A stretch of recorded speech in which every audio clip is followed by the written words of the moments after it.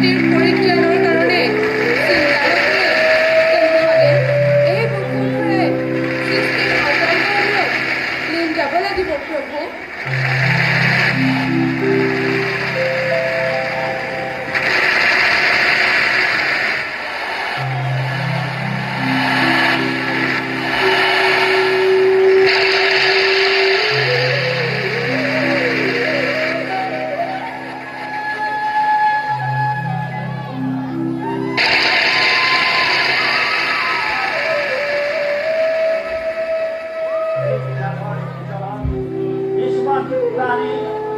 ইমান কৃতাৰ্থ হৈ উঠিছে যে ধৰিত্ৰীৰ কিয় স্বয়ং ব্ৰহ্মায়ো সৰাসৰি কম্পমান হ'ব লগা হৈছে।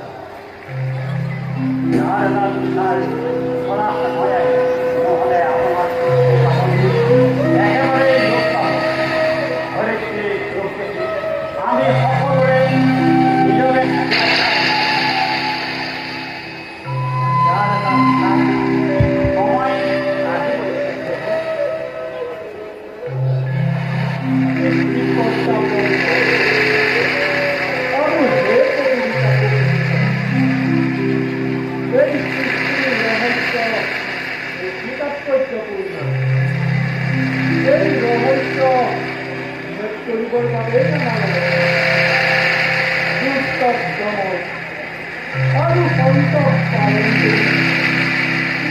শান্তি প্ৰতিষ্ঠা কৰিবৰ বাবে মই গান আৰু ধাৰণ কৰিব লাগে।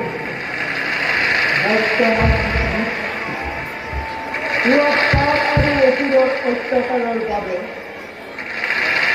মই একো নতুন পাই চিন্তা কৰিব লগা হৈছে। তোমাৰ দুখ নিবাৰণ কৰিবলৈ মই এক নতুন ৰূপ ধাৰণ কৰিব লাগিব। বিশেষ আলোচনাৰ বাবে মই মহামায়াক আহ্বান কৰিছোঁ।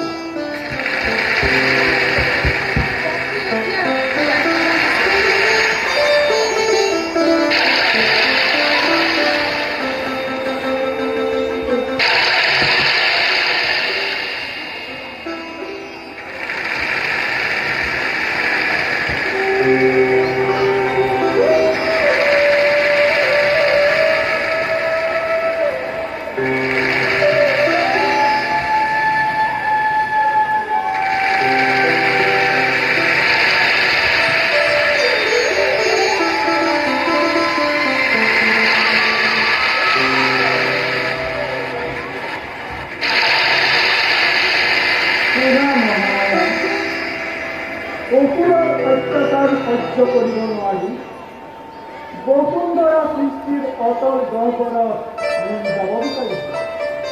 গতিকে পৃথিৱীৰ পৰা পাপী আৰু অত্যাচাৰী জীৱবিলাকক নিৰ্মূল কৰি ধৰিত্ৰীৰ দুখ মোচন কৰিব লাগিব। এই আপুনি সহায় কৰিব লাগিব।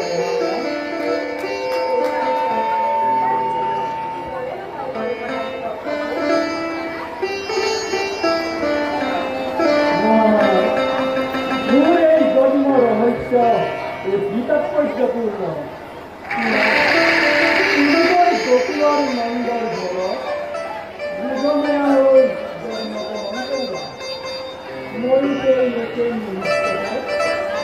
মতুৱাৰ বসুদেৱৰ ঔৰসত দৈনন্দিন গৰ্ভত জন্মগ্ৰহণ কৰিলে।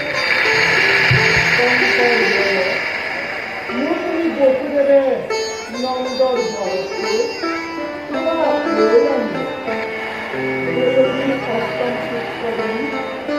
তোমাক নিধন কৰিবলৈ তুমি আটাৰ মাৰ্গত আবিৰ্ভাৱ হৈ কংসৰ মৃত্যুৰ সংকেত দি অন্তৰ্ধান হ'লা। মই কংসক নিধন কৰি ভূমিৰ তুমি এতিয়া কৰ্তব্যৰ বাবে আবিৰ্ভাৱ